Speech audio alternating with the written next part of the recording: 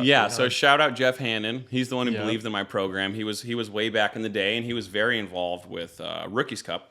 Jeff Hannon's OG. That's so funny because Hannon, they own the kart track we still ride at in New York. Dude, I knew that he went west to do the kart track. OVRP, his brother, is the one who runs, and their family owns the kart track. Yeah, because when he left Red Bull, it was kind of like family needs help back home, and I remember that. He was a super good got dude. Sick and, So that's amazing. But Red Bull wanted to get into stunt riding because they had Christian Pfeiffer in Europe, and Christian Pfeiffer is like, just no big deal. Like, I won Ayresburg a couple times, European Trials champion like 10 times. I should get into stunt riding and just like win the world championship like 3 times in a row. Like, this guy is like, watching him load a motorcycle is like more impressive than anything anybody else can do. And you're just like, I watched him like load a BMW F800 in the back of a Penske truck with no ramp, and the truck was parked against a wall, and he was stuck at a venue, and he like put it on his hip and kick wheelied it up,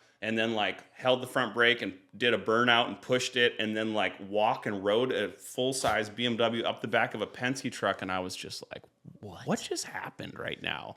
So he's the best, and Red Bull loves him. He's amazing guy, and he was someone who took me under his wing my first couple of years at Red Bull. But basically, they wanted a U.S. Christian Pfeiffer. They wanted someone that is respected in the industry, as a dominant force in the competition field, but is activatable, can do these events, can bring a welcome to the world of Red Bull experience to any footprint that you'll give them that's an asphalt footprint. So if that's, somewhere in Southern California, if it's at MotoGP, if it's on a takeoff ramp for a Flugtag, like, we want to activate what our brand is, our brand ethos, but we're having trouble finding a stunt rider that kind of is what we want. It's clean cut in the whole. They were kind of looking for that specifically, and they told this to me afterward. It was very endearing to hear and such, but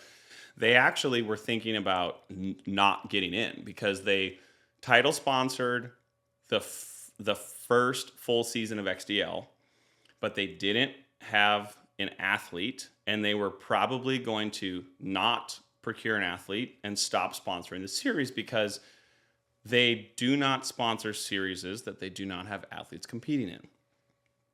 And then I came from a van in Minnesota, and it was the right place at the right time. They sponsored the event. They didn't have an athlete. I was in the hot seat. I literally verbally said that my dominant life goal was to become a Red Bull athlete. No way. At the event. And they had the Red Bull double-decker bus there, and I met with them afterward. And this wasn't like signed, sealed, delivered, but it was like, hey, you just won. We like where your head's at. We like the relationship that you and your dad have. You seem like this is something you're going to keep doing, because there's a lot of risk in investing in somebody. Sometimes they could be in and out. And they brought me out to Laguna Seca 06. GP. Yep. And they were like, Nicky Hayden won.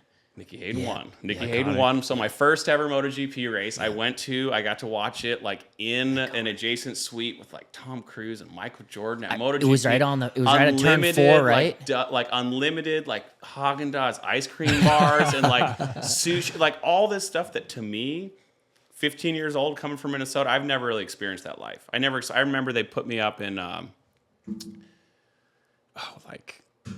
hotel, like some 5-star hotel, like it's like Embassy Suites back in the day, just 17 stories. Dude, it was, I can't even know. It was like the Carmel something Inn. It was this ocean overlook. And I was just, my dad or I had never experienced that level of anything before. So it was just totally taken back. And like, we drove an S10 from Minnesota to the valet at whatever 5-star hotel in Monterey to like, here's the keys to my S10. With your bike in the back? With my bike in the back of an S10 with a tarp over the back, and got to go to GP. And this was basically, in hindsight 2020, this was a test. How are you doing with our people? Like, if we bring you to an event for a weekend and just say, have yourself a day, like, do you get along with the community of people? It was, they wanted me to like, they took me to Hot Pit. I was just, just like, Rossi's bike, just like, You know, just like, oh my gosh. Like, I didn't really have much confidence then to like ask anybody for a photo or anything, but I was just kind of taking it in.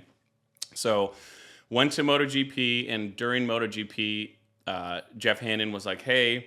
So you don't have the deal yet? Don't have the deal yet because I was 15. So this motorsports athlete, I mean, at the time, things changed slightly, but their intention was to sign me as soon as I turned 16. So later on this year, I think GP's in July. So no hat, no nothing? No nothing. Okay, just as a guess. Come on down. Yeah, Okay, come cool. on down. Probably like speed and strength. Yeah. And so came on down. The event was just mind-blowing, you know, and just... I had never been to like a high-end team dinner before. And they're like, come out to dinner. And it was like Nicky Hayden was at dinner. Like, well, are you kidding? You know, I didn't say a word. I didn't say hi. Like, I was just kind of hanging out, kind of in disbelief that it was even an opportunity. And that there is where he had told me like, hey, so there's a rider, the European rider, who we'd really like to pair you up with for a couple events. And he's been with us for a long time with multi-sports, just to help you kind of understand like presentation, demo, like the demo side of things isn't just like, when I first started doing demos, it was like, all right, I'm going to rip wheelies and burnouts in the parking lot. And then it grew into like, no, a demo is a 12-minute performance of exactly this at 10/10 max output possible. You know, so like understanding like what it's like to put on a show, put on a production. And January 1st that year is when I signed with Red Bull. So formally. So I was with the brand for that kind of learning, that window, understand what it was. And then I signed then, and then a whole bunch of times since then, which is kind of crazy now at this point.